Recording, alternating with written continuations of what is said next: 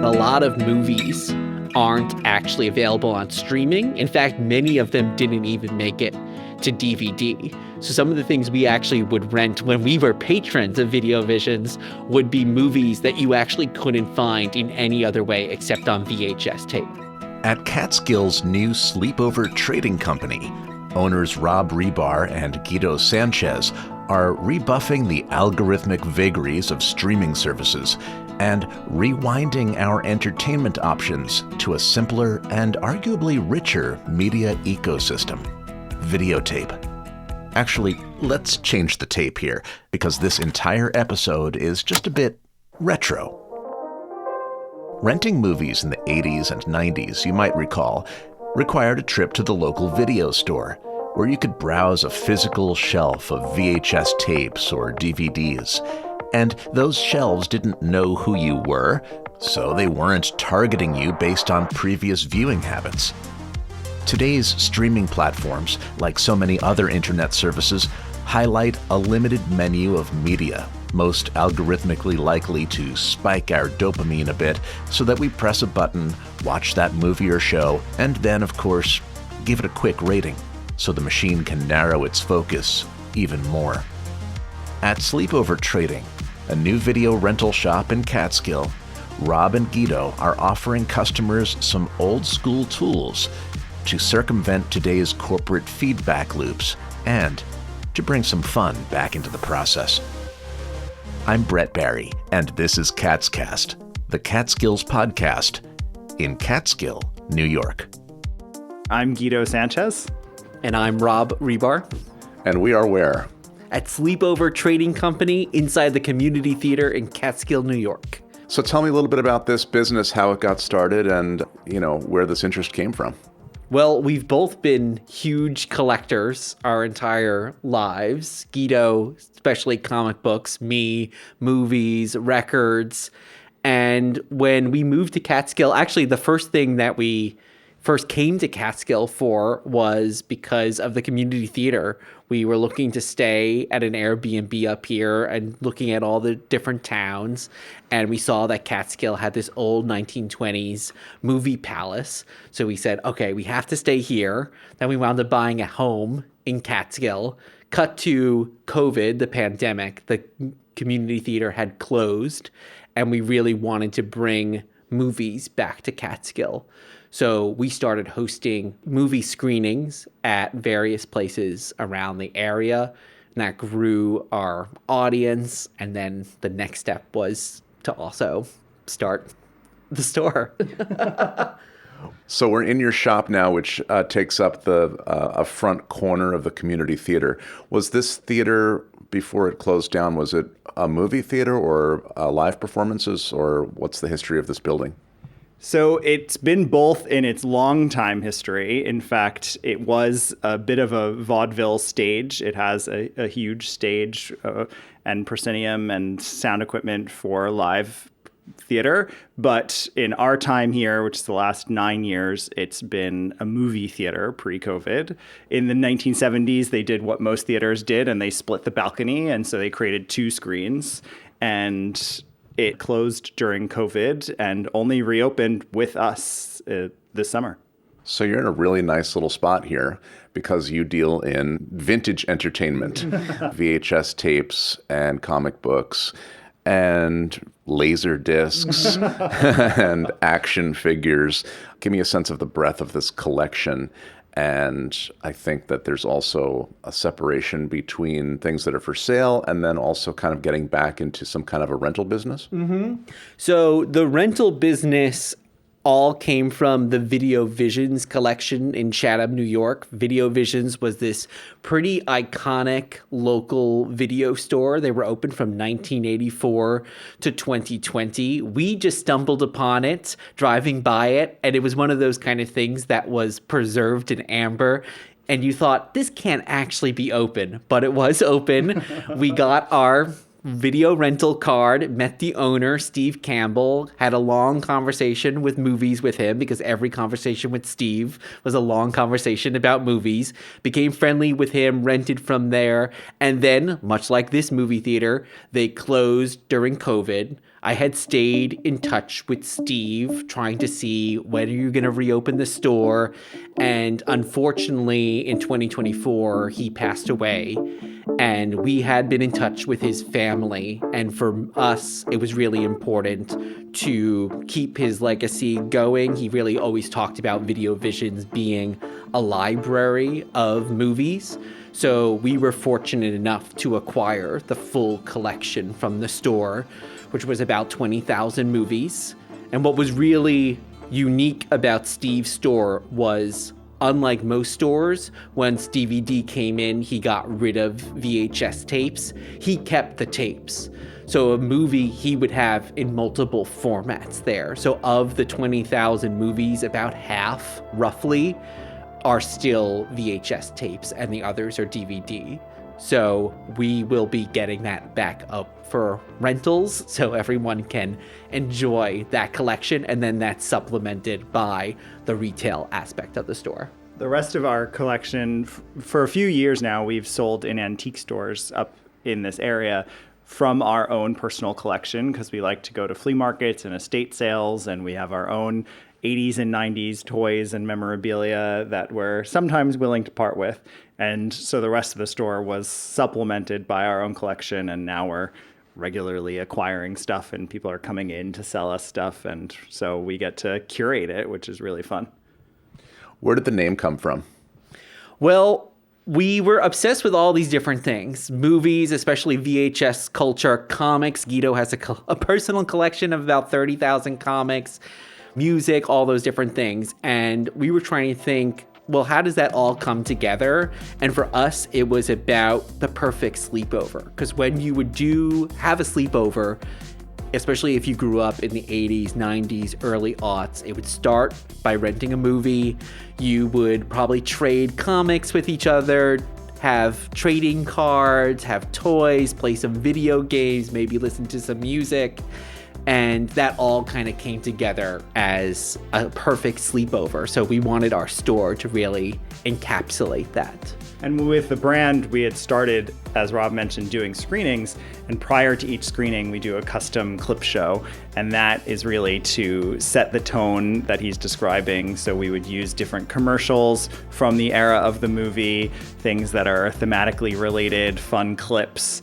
And that all was part of just developing an experience that played on nostalgia and played on those feelings and connections we have to all of this pop culture. Before every single one of our screenings, we always have a clip show. It's from 10 to 20 minutes, depending. And so, for example, at a recent Halloween screening of Frankenstein and Bride of Frankenstein, we got to put together a number of the commercials over the decades that incorporate Frankenstein, some funny clips of Elvira and related horror hosts talking about Frankenstein, just to give people the sense of the tone and the time when we want them to be having this experience. Or sometimes we did a special with the Cat on the Corner store here in Catskill. We did a screening of Stephen King's Sleepwalkers because it's about alien cats. So we did a whole clip show of all cat commercials, cat interviews, weird clips of things from Cat Fancy magazine in the 1980s, and just, again, give people a full experience beyond just the movie itself. Some of the screenings, we've also actually inserted commercial breaks during the movie.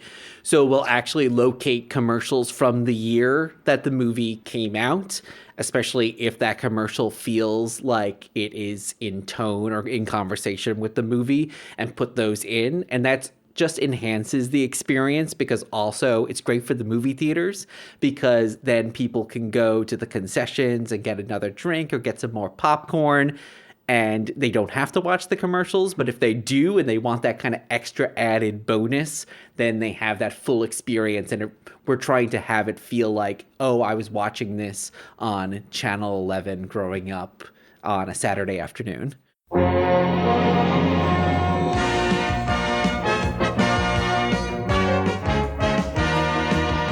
We we collect taped off TV VHS and we actually digitize them.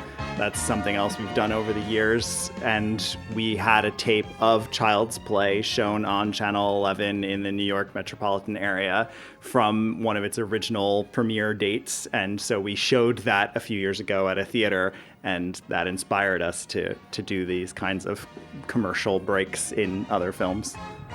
Many collections are niche, but taped off television VHS, that's a new one. Yeah, well, right here is part of our collection that we're actually parting with. After we've digitized them, we've sold them, and really we're collecting them for the commercials. But we have some really amazing things from before it became Fox 5, from it was just Channel 5, and some amazing movies that have all the commercials. And the really thing that gets you super excited is when you go to YouTube and you don't see this clip anywhere. So there's been a few things that we have found where this doesn't exist. So in that part of our existence, we're really think of it as being archivists and preservationists of this lost media. And it even comes back to the Video Visions collection, because one of the things Steve Campbell, the owner of Video Visions, would tell you all the time is that a lot of movies aren't actually available on streaming. In fact, many of them didn't even make it to DVD. So some of the things we actually would rent when we were patrons of Video Visions would be movies that you actually couldn't find in any other way except on VHS tape, often because of things like music rights. They just never made it all the way over. So right now we think we have basically unlimited access to everything, but when you look at the amount of movies that have actually been released over time, it's actually just a small fraction of those movies that you actually can access. Here's an interview clip with the late Steve Campbell, former owner of Video Visions, the very collection that Guido and Rob purchased for Sleepover Trading. Our theory always was to keep this like a video library, and I think that was the secret, because a lot of the chains or whatever went out because they would look for movies to pay them back every minute. So in other words, once that movie stopped renting a lot, they'd get rid of it and then, get new ones. Well, we kept all of our movies. So people like to look at old movies. They come in looking for older titles. They are not accessible as they used to be. So this is like one of the greatest ways to preserve them. It's our goal to get all 20,000 movies to be actually searchable. So here in the store, we only have a very limited wall space. So we're going to be having select movies here that will change out on a regular basis. And then the plan is to have the rest of that database to be searchable, that people can request things in advance. But yes, certainly a lot of people aren't looking to necessarily watch a Western from the 1940s on tape, but they definitely are looking to watch a horror movie from the 1980s on tape. So we are definitely prioritizing those movies that really fit within the Sleepover Trading Company ethos of comedies, horror, action, out-of-the-box movies that are coming from 80s, 90s especially. Friday, the 13th. You may only see it once, but that will be enough.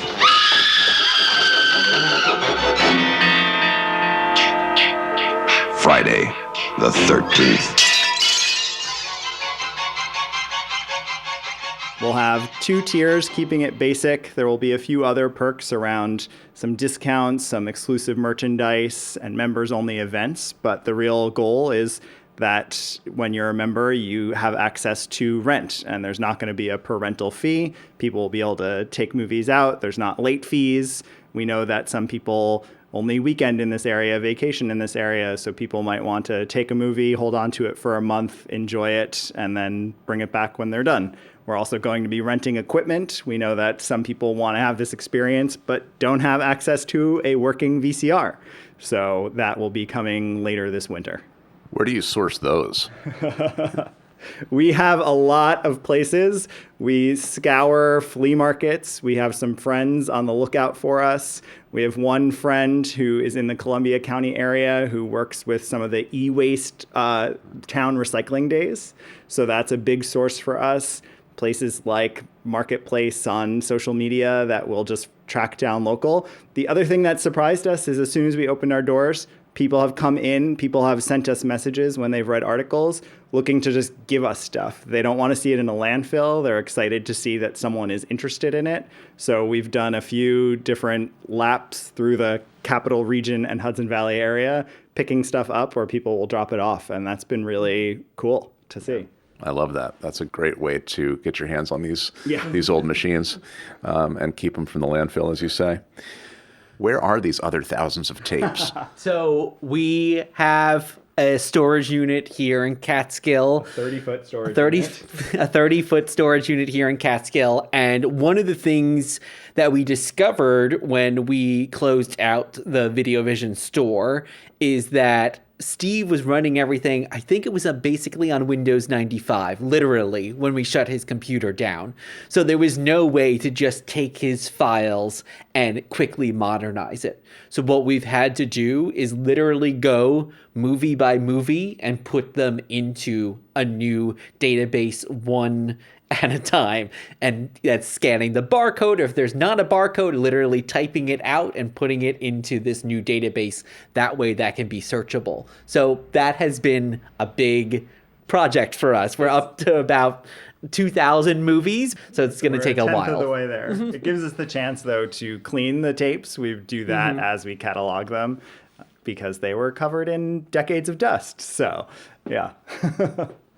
What was your experience looking back on your, sleepover days of renting those movies? What were your go-tos, and what was that experience like for you? Well, the one movie I can always remember, two movies I can always remember, is somehow we watched Howard Stern's Private Parts as a very young child. I don't know how my friend's mother rented that. Did we sneak it in? I'm not sure. And then you always had to pair it with a horror movie. So one of the things that really stands out to me was the It mini series with Tim Curry, watching it. And then later, a friend and I, who was a big movie buff, we would always try to do one movie that we should watch, so something from the AFI 100 list, and then one movie that we really want to watch. So that would have been Nightmare on Elm Street, probably. And I'm a little older than Rob, so I really grew up in the heyday of this in the 80s. My family would rent tapes probably at least 3 times a week. But for me, the sleepover with friends was also where you ended up pushing boundaries and feeling like a grown-up. I remember Dirty Dancing being a big one that my mother wasn't too keen on me watching, probably based on the name alone, but I enjoyed sneaking that in with a friend. The Rocky Horror Picture Show was one that I remember a neighbor rented and let me watch because I wasn't allowed to see it when I was that age in the 80s. And so it was always a place where you just got to explore different types, ways of being, ways of telling stories, and always doing it with friends and laughing and being up all night. And that whole experience, I think most of us have some connection to that experience. I remember someone rented me one of the Monty Python movies when I was a little too young for it, and whoever else was watching me for the weekend was mortified. Now, as the sexual excitement mounts, what's funny, Biggs? Oh, nothing, sir. Oh, do please share your little joke with the rest of us. I mean, obviously something frightfully funny is going on.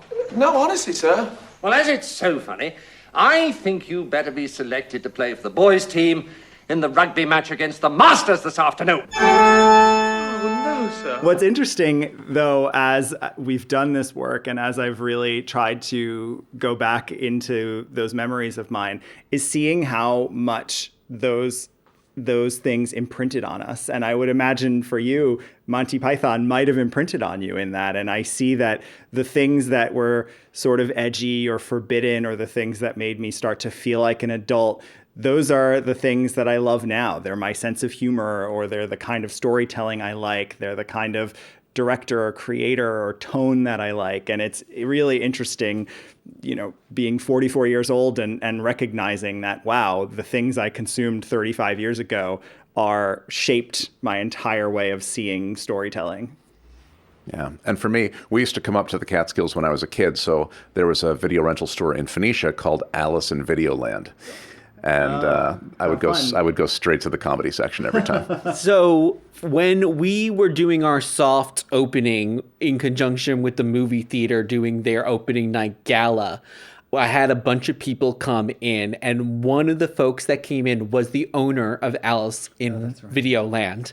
And he was just looking at this, very contemplative older gentleman, and I just came over to introduce myself, and he explained who he was and that he had not been in a video store since probably his store closed. And he was not the only former video store owner that we've met in this process. And it's really cool to see this sense of community. And everyone, I didn't have any siblings. So when you would go to the video store and you would have maybe that clerk or the employee selections and things like that, that was that kind of guiding light as to like, oh, what should I watch now? And we don't really have that today. We actually have, what's the sticker, Guido? Is analog over algorithms that we have, because everything is kind of you're being told what to watch, but not necessarily in an organic way. So we do hope that there's a sense of curation about the store, that people can be guided into discovering things for themselves. The other thing about the role these stores played in community, it's been amazing to us to look through old newspapers in the 80s and 90s and discover there were at one point 3 different video stores in Catskill. Right now, Catskill can barely sustain 3 different restaurants. And so it's incredible to think that there was enough of a demand. And I'd imagine from the people we've talked to, each one had a slightly different tone or style. You had the ones who specialized in, like Rob said, the more maybe Oscar-worthy films, the family-friendly films. And then you had the seedier stores that were looking to push boundaries with horror or with adult movies even. And so each place was so different. And the fact that a small town like Catskill could have had 3 is remarkable. Alice in Videoland did have a over 18 section that was curtained off. I was always very curious. There were saloon swinging doors on the one in Video Visions. There were some very, let's say, unusual titles that have been discovered. Those will not be available for rent. What you kind of led into it a little bit in your last comment about curation, but what did we lose when everything went to a streaming world? Well, it's so much harder to actually discover something new, I find. And both of us are pretty voracious consumers of content and seeing what's out there. And I'll constantly see, oh, I didn't know that movie came out or that went right past me, because there's so many different avenues right now where stuff is being shown. Even promoting this store, we found that some people are on social media, other people aren't on social media. Back in the day, there would maybe be a alt weekly where you could put an ad in and you would just have that audience come to you. So I do think there is that lack of that curation and just even discovering things. I think we all, if you grew up in that era, have that memory of just perusing the video store shelves or the comic book store shelves and just finding something and renting it just because the cover looks cool or you recognize an actor in it. And if you're going through a streaming service, you can't really tell that by the little thumbnail that's there. I also think, and this is going to sound quite cynical, but I truly think we lost freedom, because I think what all of these platforms, the algorithm is invisible and we don't realize our entire experience is being mediated. And so I think we lost a lot of freedom of choice, a lot of freedom to explore, freedom to discover things, freedom to find something that maybe isn't exactly what we thought it would be. These algorithms are meant to cram into us either what the companies want us to consume or what they think we want to consume.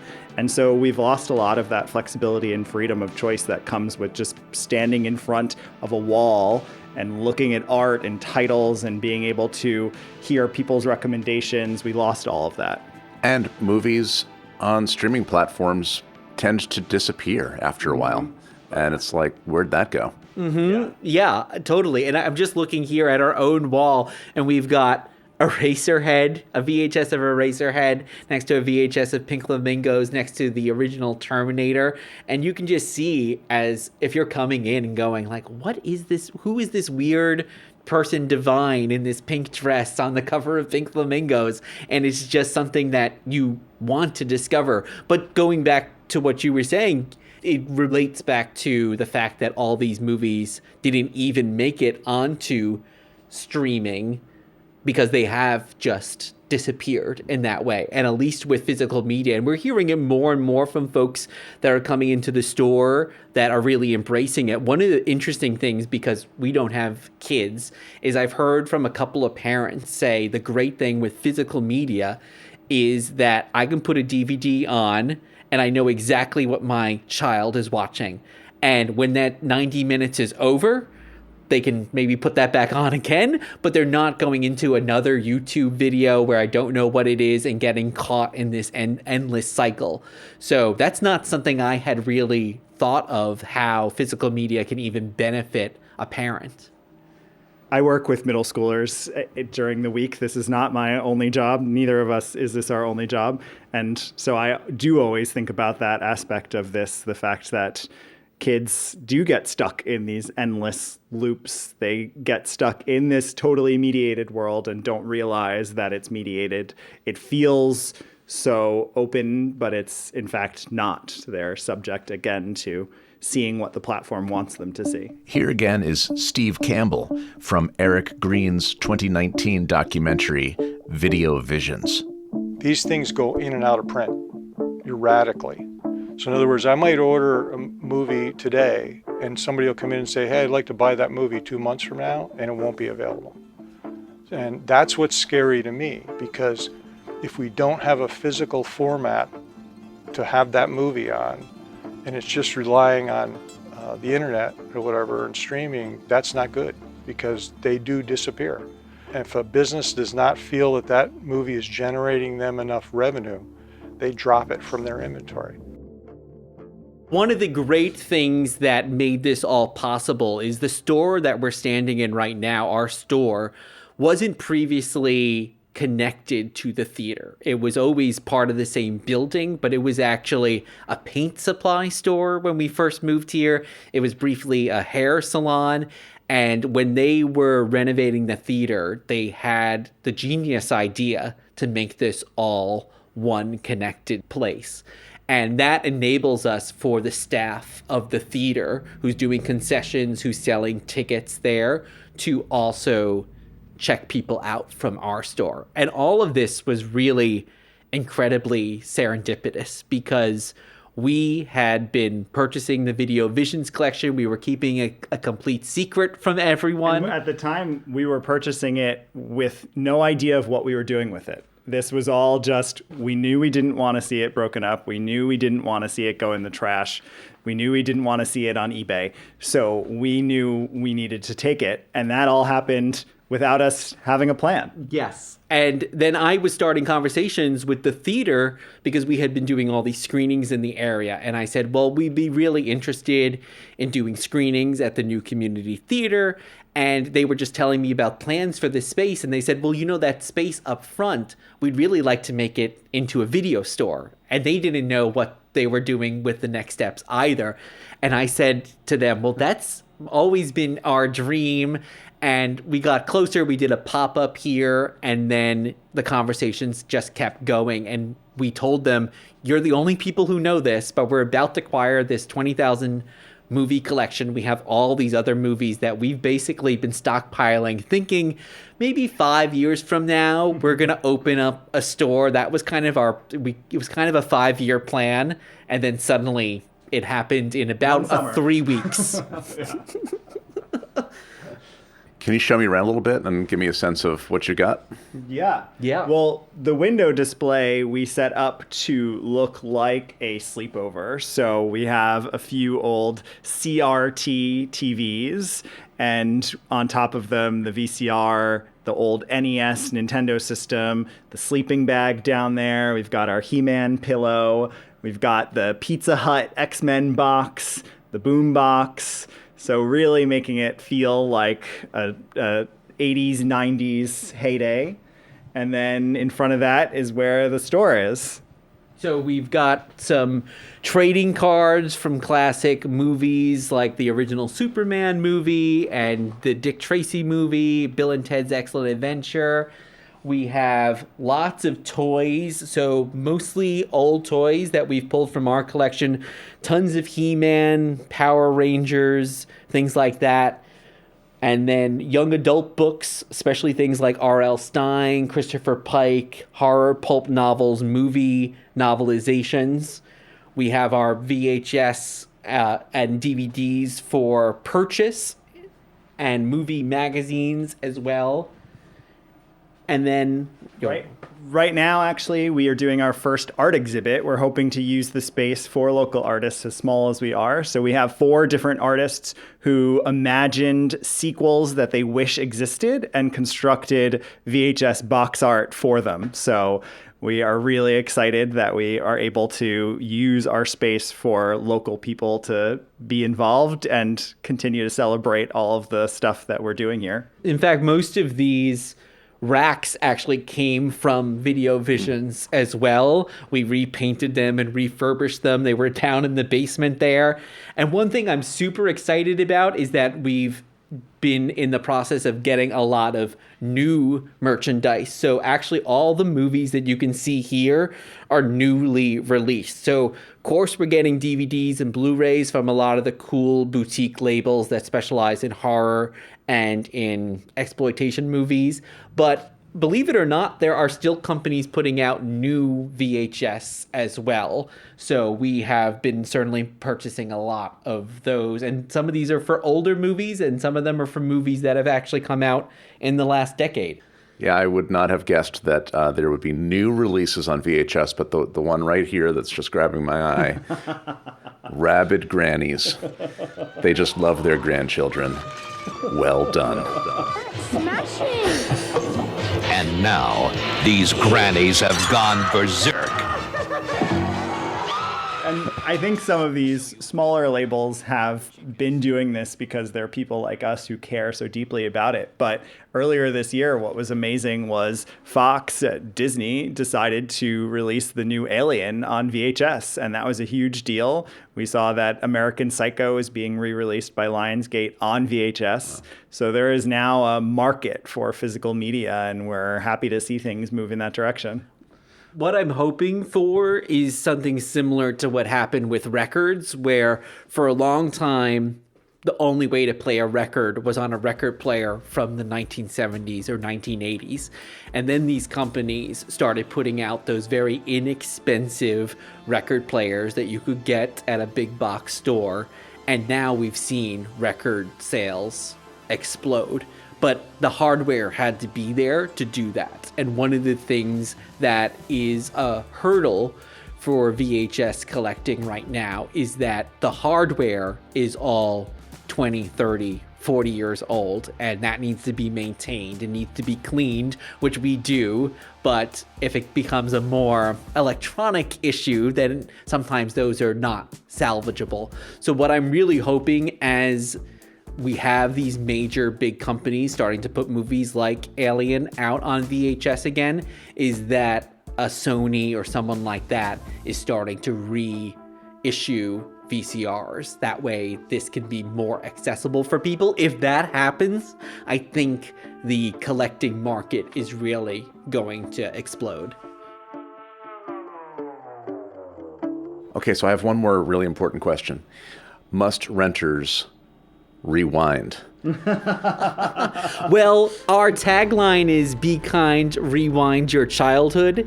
So yes, I would say rewinding. In fact, I was just rewinding a tape the other day, and Guido was like, "Why are you rewinding that tape?" It's like, you're supposed to rewind the tape. I am the lazy person who I guess probably as a kid didn't do it, and so every time we finish watching a tape here in store, I just take it out and put it back. And Rob is like, "Don't you think someone's gonna want that rewound?" So, yeah, and it's also for the wellness of the tape. You should not just leave it in one direction. In fact, if you are a collector, they say, and we don't do this as much as maybe we should, but you're supposed to run them fairly periodically just to keep it moving along. Yeah. Sleepover Trading Company's rental memberships are up and running, and you can find out more on Facebook, Instagram, or Blue Sky at Sleepover Trading. Send them a text at 518-987-7VHS. And of course, you can visit the shop inside the historic Community Theater at 373 Main Street in Catskill. Thanks to Eric Green for permission to use clips from his documentary, Video Visions. More at ericgreenfilm.squarespace.com, and we'll pop a YouTube link into the show notes. Kaatscast, the Catskills podcast, is a production of Silver Hollow Audio. And if Catskills books are on your holiday list, we've teamed up with Purple Mountain Press on a special code for free shipping plus $5 off any order for the whole month of December. Head over to nysbooks.com, fill up your cart, and use the promo code Kaatscast for free shipping and $5 off. If you'd like to sponsor our show, we have a clean slate for 2026, so now would be a great time to get in touch. Just send us a message through the contact form at Kaatscast.com, and we'll get right back to you. Every local sponsor really does help keep the audio tape rolling. Kaatscast is now broadcasting from WJFF Radio Catskill, Saturdays at 11 a.m. Tune in at 90.5 FM or on WJFFradio.org for our hour-long broadcast featuring updated and expanded stories, plus brand new material. And of course, you can visit us anytime at Kaatscast.com and wherever you get your podcasts. Transcripts by Jerome Kozlowskis. Announcements by Campbell Brown. And I'm Brett Barry, host and producer. Please subscribe, rate, and review to help other listeners discover the show. And you can follow us on Instagram at Kaatscast. Thank you.